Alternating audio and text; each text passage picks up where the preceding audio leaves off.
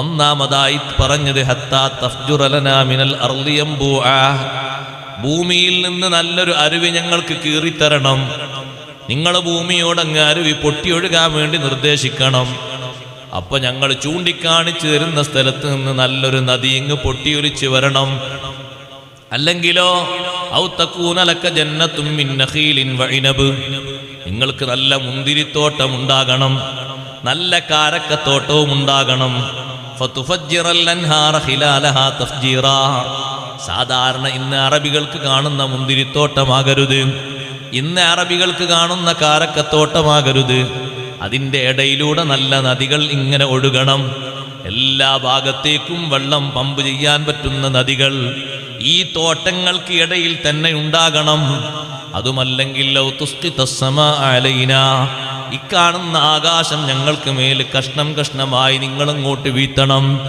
അല്ലെങ്കിലോ മലക്കുകളെ മുഖാമുഖമായി ഇറക്കിത്തരണം. ആ മലക്കുകൾ ഞങ്ങളോട് വന്നിട്ട് പറയണം നിങ്ങൾ അല്ലാഹുവിൻ്റെ റസൂലാണ് എന്ന്.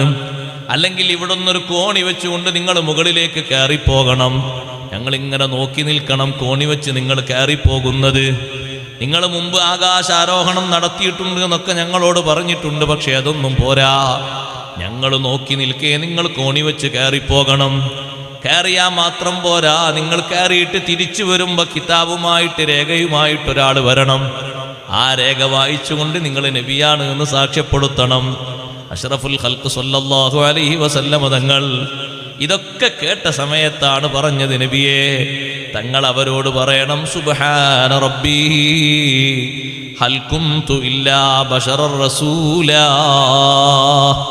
നിങ്ങൾ ചോദിക്കുന്ന ചോദ്യങ്ങൾക്ക് ഉത്തരം തരാൻ അല്ലാഹുവിന് കഴിയും. പക്ഷേ ഞാനൊരു മനുഷ്യനായ റസൂലാണ്.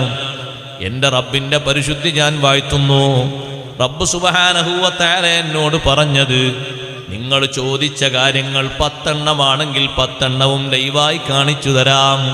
പക്ഷേ ഒരൊറ്റ നിബന്ധനയേ ഉള്ളൂ, വിശ്വസിക്കാതിരുന്നാൽ ചോദിച്ച ഒറ്റെണ്ണത്തിനെയും ലോകത്ത് ബാക്കി വെക്കില്ല.